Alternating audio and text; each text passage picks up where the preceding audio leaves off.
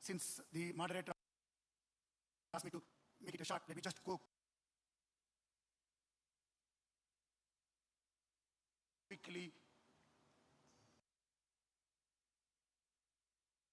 East Africa, Uganda, not only have rich natural resources, not only under the ground, above the ground. You are all familiar. The second reason is that growing population, rapid urbanization require large infrastructure investment. And East Africa has about over 300 million people. In terms of GDP, it's about 320 billion. If you look into the population-wise, East Africa as a country, as an area, it is the fourth largest country after India, China, US, and East Africa in terms of population. The fourth reason is that rapid economic growth. Not only East Africa, Uganda experienced rapid economic growth in the last 10, 15, 20 years. But in the near future also, if you look into the last week, about 7 days back, IMF, World Bank released their outlook, economic outlook for the next few years. The 6 African countries comes the top 10 highest growth country in the world. 6 African country within the top 10 countries by the forecast by the IMF, World Bank. Similarly, Africa Development Bank also come out with that last year. If you look into that, which are the 6 countries? Many of them East African country, Rwanda, Ethiopia, Tanzania, Kenya, all kind of countries. So East Africa have, you name whether DRC, whether it is the Rwanda, Tanzania, Uganda, Kenya, Ethiopia. If you look into that, the International Financial Institution, World Economic Outlook, Regional Outlook, these 5-6 countries comes the top 10, 15 highest growth country in the world. So that gives huge consumer, demand in the next, few decades. The large youth population, startup boom. So, the previous speaker highlighted actually large youth population Uganda, East Africa has. That itself is not actually significant. Thanks to that large youth, East Africa actually created a lot of new startup, businesses. According to the Google 2021 Africa Developer Report, this new startup raised 4.3 billion new investment in single year in 2021. And every year they are raising 3-4 billion new investment in the startup environment. So that's the other opportunity. And also access to the East Africa, our smaller country in East Africa, no longer smaller country. Thanks to the AFCTA, the Africa Continental Free Trade Agreement. Now, any investor investing, setting up factory in a smaller country, whether it's a Rwanda or other country like Uganda, they have as big as market like China, India, because now, thanks to the AFCTA, the country's single market provide more than 1.4 billion people, 3.5 trillion economy size. So you have large, actually, market size if you really wanted to set up factory, manufacturing and other things. Then East Africa also have huge potential as a leading supplier of high quality carbon credit, green climate investor for suitable, because there is a large green climate investor looking for area, countries for investing their green investment. East Africa have such a huge, actually, potential for carbon sinking. Anything that absorbs more carbon than it releases. So that is another opportunity. East Africa also a suitable destination for impact investor, trade financing, investor looking for impact investment in terms of promoting education, health, and other things. So East Africa has huge, uncultivated land, huge energy, renewable energy potential. There is a huge investment for education, health. So similarly for trade financing, one of the challenges Uganda, the other East African country facing is that trade financing, because many of those, they export to the politically volatile regional market. So anything improving trade financing through export credit guarantee scheme, export credit insurance scheme by the government, by the private sector would be very, very opportunity area. Similarly, in terms of, investment return, profitable, any investor, because the investor look for that. There are studies shows that Africa is getting highest return for investment compared to any other developing region. The next highest return is Asia, where I come from.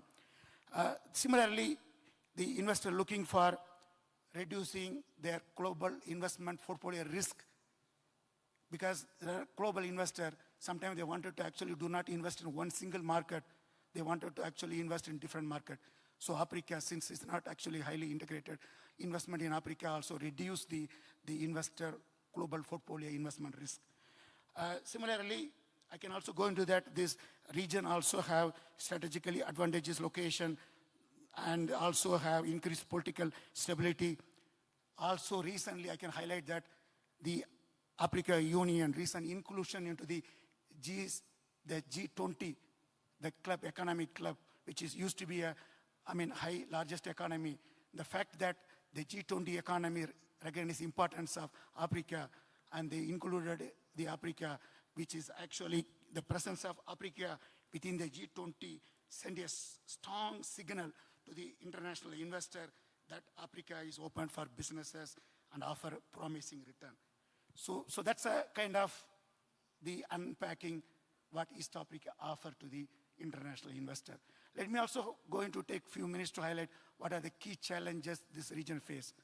So basically, the investor obviously look for that to mitigate some of the risk. There is a project risk. Basically, some of the investor look for that a kind of project which is the more not at the initial stage, but somewhat established stage. So basically, developing lack of bankable project, lack of feasibility studies is sometimes actually not attracting investor. So if we able to produce working international partners and government, private sector, a bankable project, feasibility studies, a effective project design, that would actually attract the mitigate some of the project risk, the investor worried about that. The second risk is the exchange rate risk, the currency risk. Again, there is not much we can do, but that's actually sometimes investor look into that. The third is the exit risk. Investor also looking into that, whether they're able to take back their profits back to their countries, their companies internationally. Let me also highlight actually, it's not that actually the country has not recognized this issue. Many African countries have adopted policies intended to make more attractive to the foreign investor.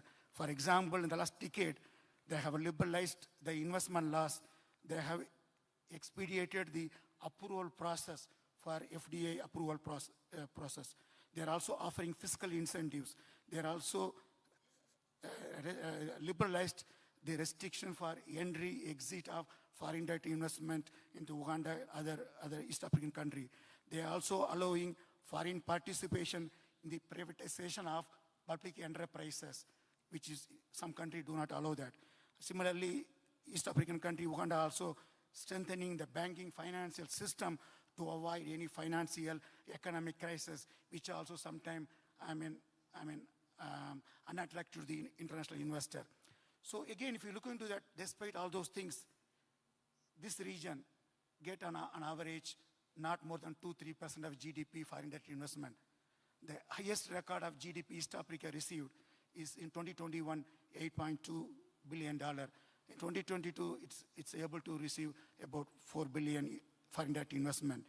And also the other feature is that the foreign direct investment also go into some 3 or 4 countries, like countries like Kenya, Ethiopia, Uganda, Rwanda kind of things, Tanzania. Some of the other countries, Burundi and all, very limited attention from the investor globally. The FDI also going to the only few sector. So therefore, few sector like mining, ICT, and other things. So my message that East Africa investment flow not only need to change, not only both in terms of the volume, but also the composition. And they have, able to, leverage AFCT in this regard. One of the other reason is actually East Africa also constrained attracting foreign direct investment, even within East Africa, is that even though the country government has ratified East African Community, COMESA, and AFCTA, but the implementation is not done, effectively. Because of that, so that's another constraint. So thanks to the AFCTA, now it's a real opportunity for East African country to do a bit more advocacy, how advocate AFCTA as an incentive mechanism to attract the market-seeking, efficient-seeking foreign direct investment to this region.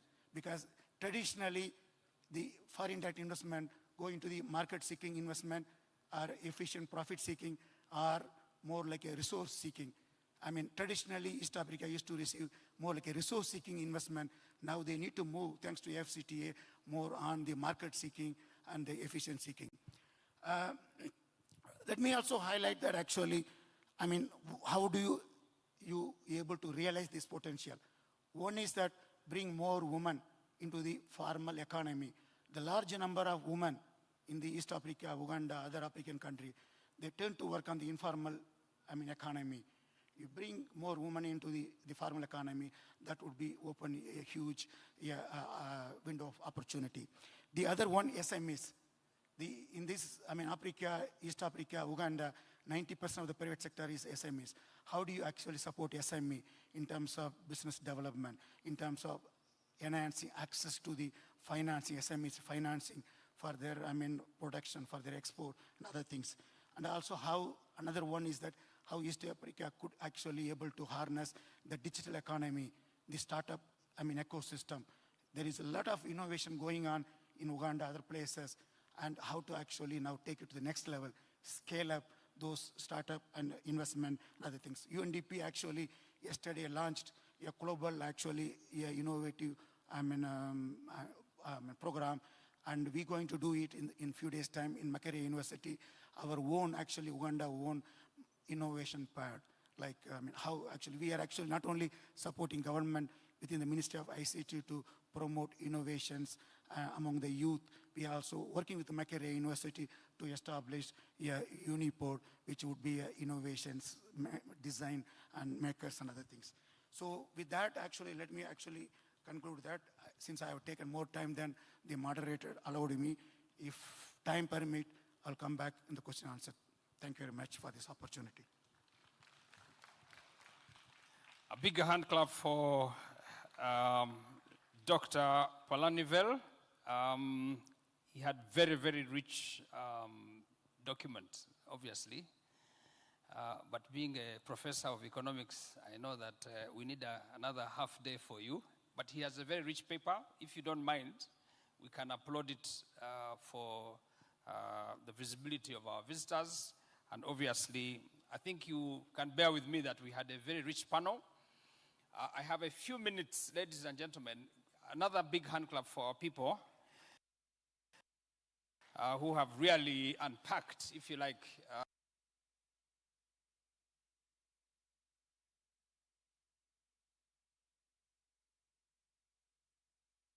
the investment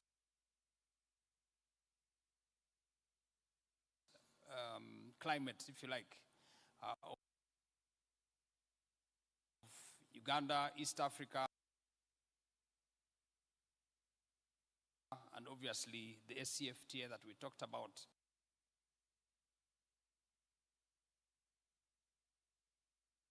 I would like to quickly invite Bosco here.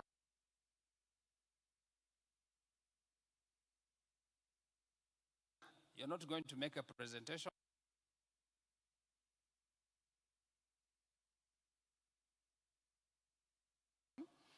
We're going to get questions from the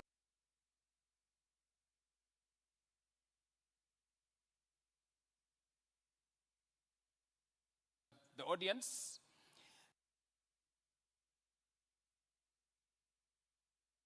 Audrey, you had told people to put down phones, but it seems that order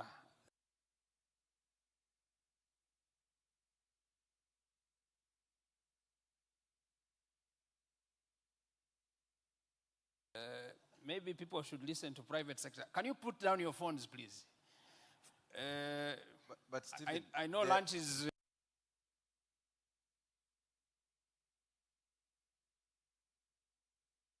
ready, but they say you either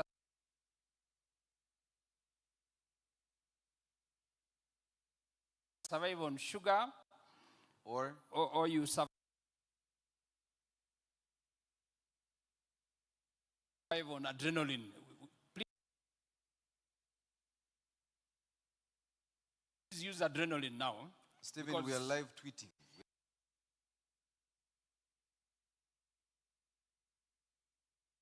Live tweeting. You are live.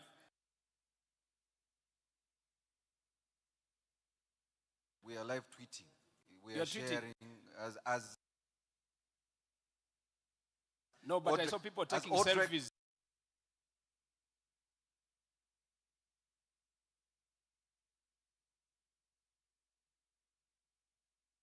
as Audrey was speaking, we were sharing what he was saying. So we need Sylvia, the phone. what's the difference between a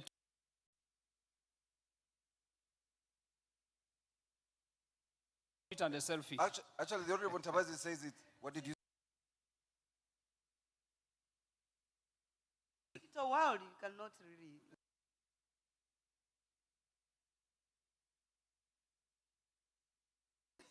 So what did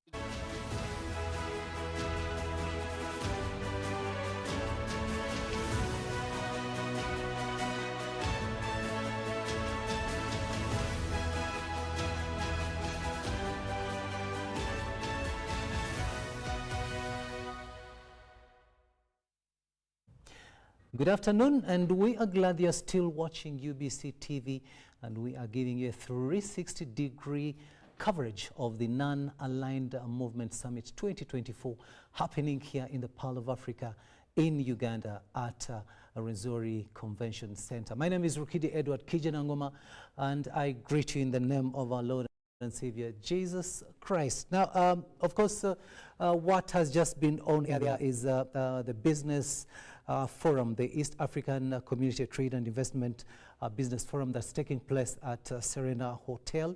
It's part of the sidelines. It's on the sidelines of the NAM summit that is going on at Munyonyo, and of course there's a lot that has been happening, and of course having that business summit there for East African business entities, it's a very good thing because they can tap into the business areas within the countries in the NAM region, but also they can also do business in those other NAM countries. So it's a very good initiative that has taken place. It's taken place, and right now those people have gone for lunch. But I'd like to give you an update of what has actually been happening since morning. Today's program, this is day 3 of the Non-Aligned Summit, Movement Summit 2024. But I'll take you through what has happened since morning till now.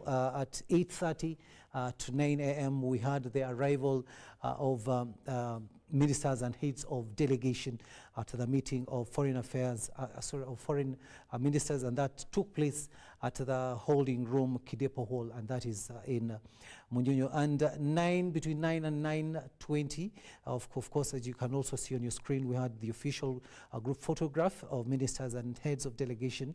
The venue was the main staircase of the Rwenzori Convention Center. Then between 9:30 and 10, there was the opening ceremony of the NAM ministerial meeting, and the venue was at the main hall of the Rwenzori Convention Center. And of course, many people addressed this very meeting. We had His Excellency Ceyhun Bayramoglu, Minister of Foreign Affairs of the Republic of Azerbaijan and current chair of the non-aligned movement.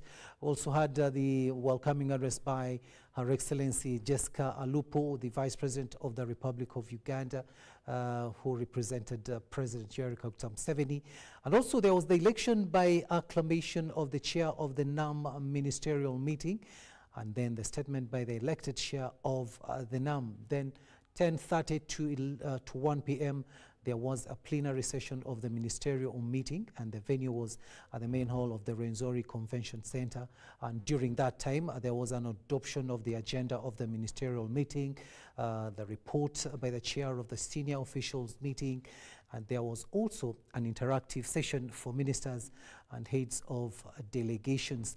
And right about now, what's happening at Munyonyo, that was between 10 and 2, between 1 and 2:30 p.m., a lunch break, and of course the delegates they are having their lunch and then rest a little bit, and then they'll come back later on for the afternoon session. So that is what is going on right now, and that at the two venues, that is at Munyonyo, that is the Rwenzori Convention Center, but also at Serena Hotel, where we've just been having that East African Community Trade and Investment Business Forum, where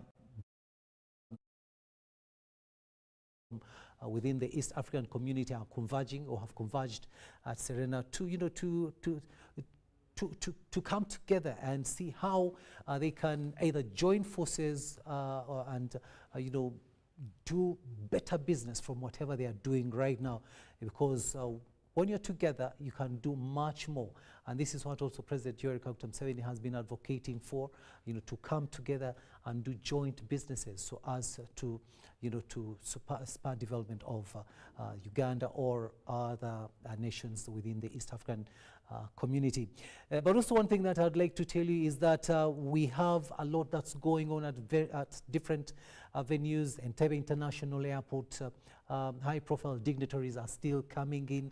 They're jetting in for the official opening that we expect to take place tomorrow, the official opening of the 19th Non-Aligned Movement Summit 2024. And we have got a team on ground to give you everything that will be unfolding at Entebbe International Airport. At the VVIP, we have got our colleague Onyango Robert, but also within Entebbe Airport itself, we've got our Dulo Mark Arnold, the two gentlemen, but also we've got our sister radio stations that are also stationed there with their crew, and they'll be also giving you everything that's happening on radio. And television, of course, I've told you the people that are there. Munyonyo, of course, we've got our colleague Timothy Nyangweso, who is also there ready to give you everything as it unfolds, and we expect to join them. We expect to join Timothy right before the next session at Munyonyo takes place, and that will be shortly. And also at Hotel Africana, that is that's the media command center, I should say. That is where everything is happening. The media is stationed there, and we've got our people there, and when need be, we shall be going there to get an update of what is going on. How are these people sending their stories all over the world, because all eyes right now are on Uganda. We've got BBC, CNN, all these international broadcasts. They are all here, and they are relaying this very, very important, very important meeting that is taking place here in Uganda. And of course, to us as Ugandans, this thing gives us pride. It is a source of pride that we are hosting not only, by the way, the Non-Aligned Movement Summit, but we've also got the G77 plus China that will be taking place immediately after the NAM Summit. So for us as a nation, we're very, very proud to be hosting these very, very important meetings in our country. It also shows the confidence that the international community is putting in our country, and of course under the able leadership of President Yoweri Kaguta Museveni and his cabinet ministers and all those other people who help him run this country. So those are some of the things that are happening, and definitely as things unfold, we'll be getting to you, we'll be telling you everything that happened. And of course earlier on in the presser there was a press conference that happened at Munyonyo. That was at the convention center, and our State Minister for Foreign Affairs, Henry Okello Oryem, was there, and a lot was discussed, including peace and security within the NAM countries. But also one thing that came up, one thing that stuck out was the conflict in the Middle East between Israel and the Palestinians, but also so many other things that had to be looked at in as far as NAM is concerned. Of course, there is peace and security. There are so many other things, of course, including climate change. What should the countries within NAM do in as far as curbing greenhouse emissions are concerned? So this is something that is very important. And on your screens there, you can see that the TREAD, the EAC Trade and Business Trade and Investment Forum is still taking place, but also you can see that we are getting a feed from Entebbe International Airport, where we expect arrivals of some high-profile delegates who are coming to be a part of this 19th NAM Summit 2024. So just stay tuned to Uganda Broadcasting Corporation. We'll be giving you everything as it unfolds here in our country, and also we do expect after all this, the delegates will be visiting certain areas, to see the beauty of Uganda. It's called the Pearl of Africa, and I think it's not by mistake that it was named that it was given that name. So there's a lot of good things that these people will be going to see, maybe national parks, the tourism industry. This is the time that it should really thrive. Take advantage of what is happening. These delegates, there are more than 5,000 delegates in our country, and as the tourism sector players, I think this is the time for you to ensure that you tap into this NAM and get to do business, get to network with other people, and get to know how you can do business with them, or how they can do business with you. I'm Rukidi Edward Kijanangoma. Now, right about now, we should be taking you back to Serena to continue with the business forum, and we'll be coming back to give you more updates in as far as the NAM Summit is concerned. Yes, good afternoon, everybody. Victoria.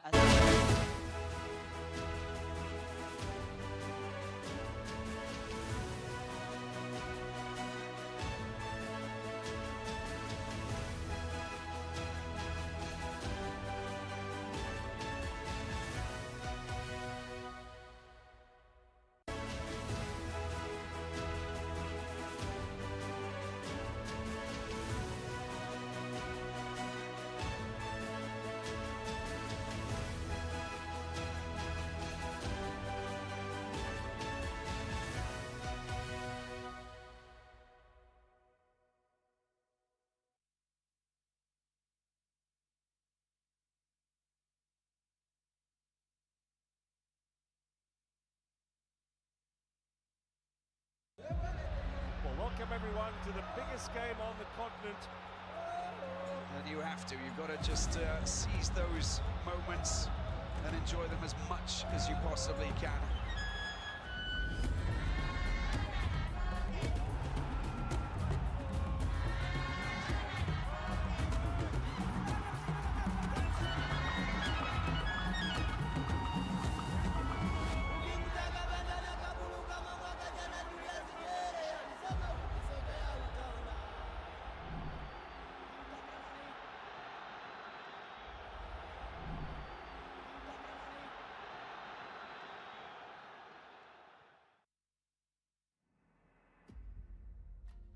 Rotating chairmanship.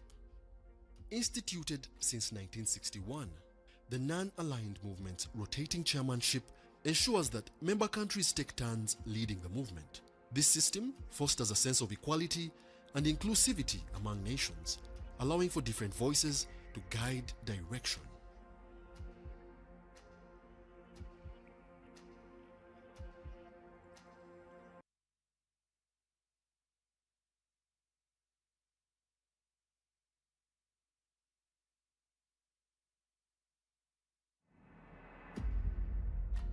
Rotating chairmanship. Instituted since 1961, the non-aligned movement's rotating chairmanship ensures that member countries take turns leading the movement. This system fosters a sense of equality and inclusivity among nations, allowing for different voices to guide direction.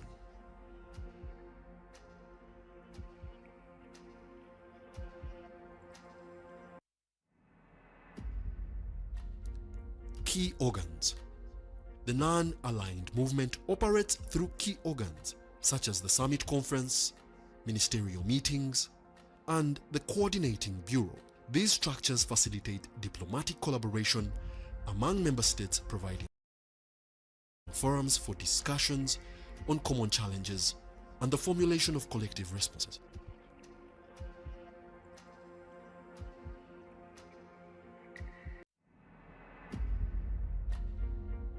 Founding of NAM. The non-aligned movement emerged in 1961 during the Belgrade Conference in Yugoslavia, a historic event that marked the coming together of leaders from newly independent nations seeking to navigate the complex geopolitical landscape of the Cold War. As a response, NAM aimed to provide a platform for countries to assert their autonomy without aligning with either superpower.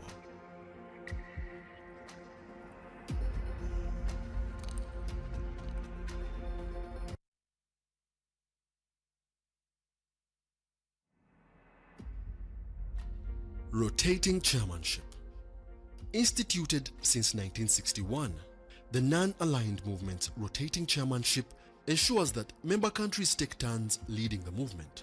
This system fosters a sense of equality and inclusivity among nations, allowing for different voices to guide direction.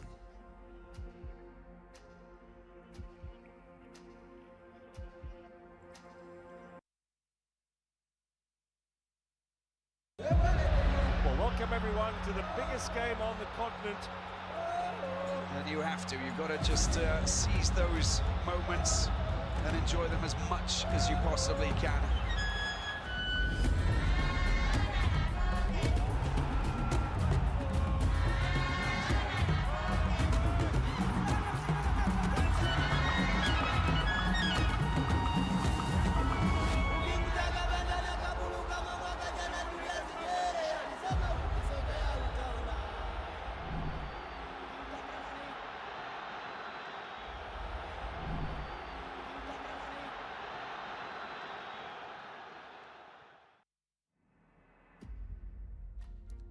Key organs. The non-aligned movement operates through key organs such as the Summit Conference, ministerial meetings, and the Coordinating Bureau. These structures facilitate diplomatic collaboration among member states, providing forums for discussions on common challenges and the formulation of collective responses.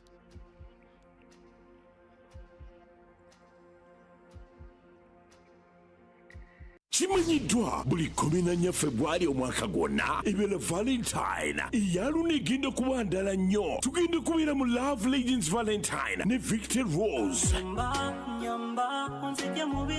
ku Kingdom Kampala ng'abanaakeerako okusasula bajja kusasula omutwalo gumu, ate abalala emitwalo 2, VIP emitwalo 5. Abanaakeerako okusasula emmeeza bajja kusasula kakadde, ate wali ku mulyango $2,000,000. Mujje twekuba ma love ku Kingdom Kampala ku Valentine's Day ne Victor Rose. Nebiwagirwa Star TV. UBC, inspiring Uganda.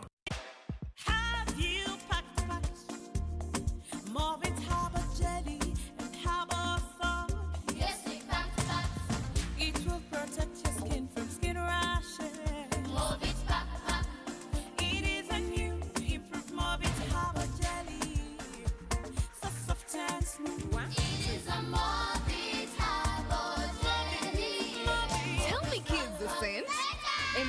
palpitations? No more rashes and irritations. Movit Herbal Jelly and Herbal Soap is rich in natural herbs for a smooth and glowing skin. Movit All Day Confidence.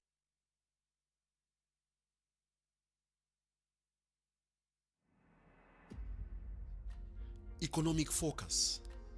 In response to the era of economic globalization, the non-aligned movement has expanded its focus beyond political ideals to advocate for a more equitable international economic order. The movement recognizes the need for economic cooperation and development initiatives that benefit all member states, particularly those in the developing world.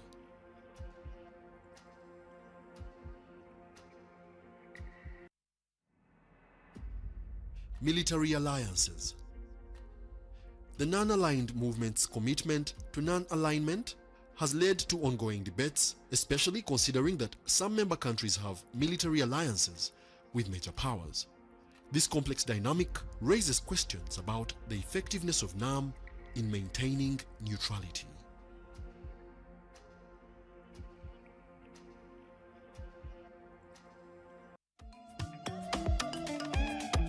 Jovia. Ng'oyolekera ku lugendo luno olw'obulamu nkuwa ekirabo eky'amaanyi agataziizibwa, amaanyi okulabibwa n'okuwulirwa mu mawanga ag'ewala ennyo, okutuuka buli wamu nga yadde togenzeeyo, ensi yonna ng'ekuli mu ngalo.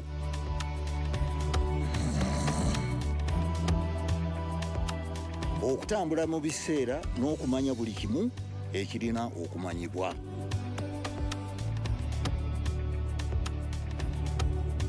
Jovia, kino kye kirabo kyange gy'oli. Tewali kkubo ku ki gy'osobola okukola ku mukutu nnandameggwa ogwa MTN.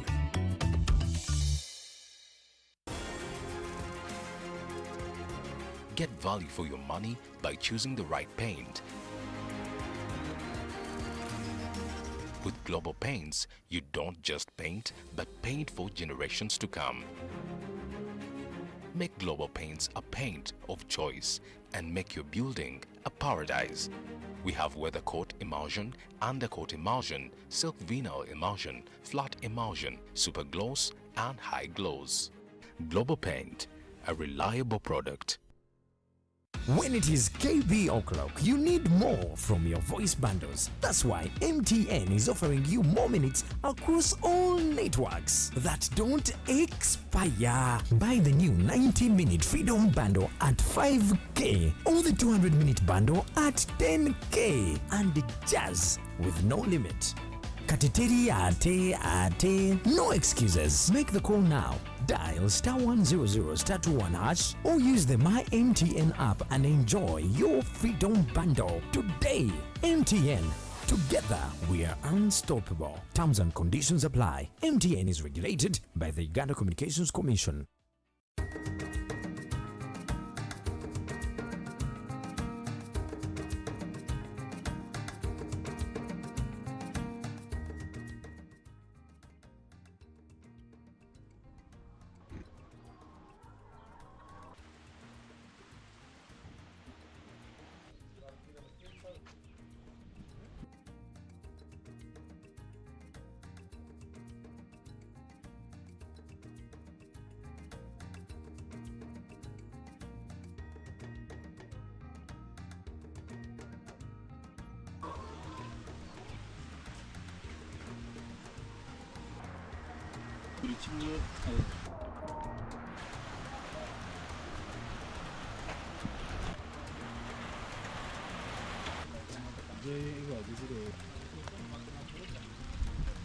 There's money in farming.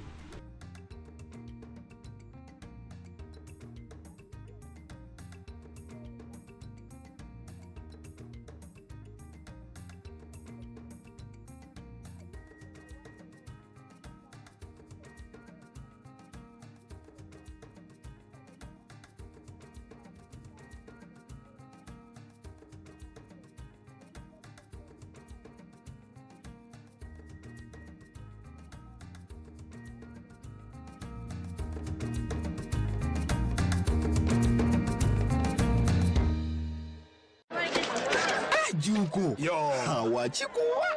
Check the shopping, man. What's your secret? Haven't you heard of the parish development model, PDM? Yes, I did, but I thought it was just a talk. No, Sebatia. It is real. I and a few friends together formed a circle, accessed money from the PDM, invested in a poultry project, and now things are moving.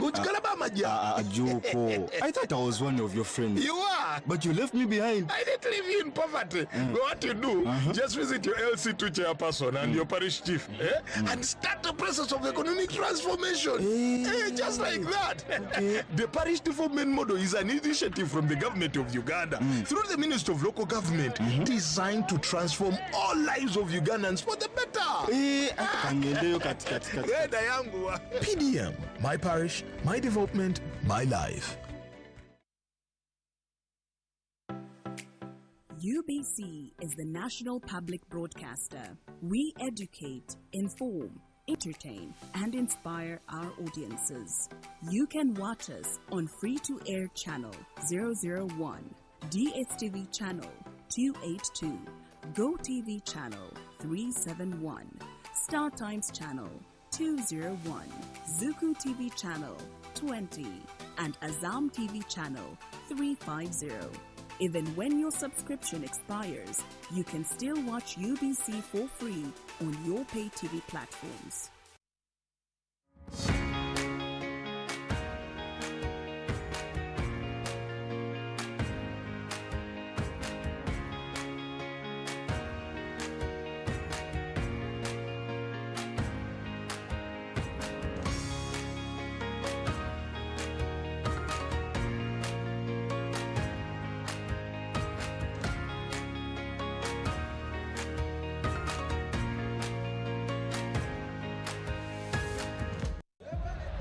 Welcome everyone to the biggest game on the continent. And you have to. You've got to just seize those moments and enjoy them as much as you possibly can.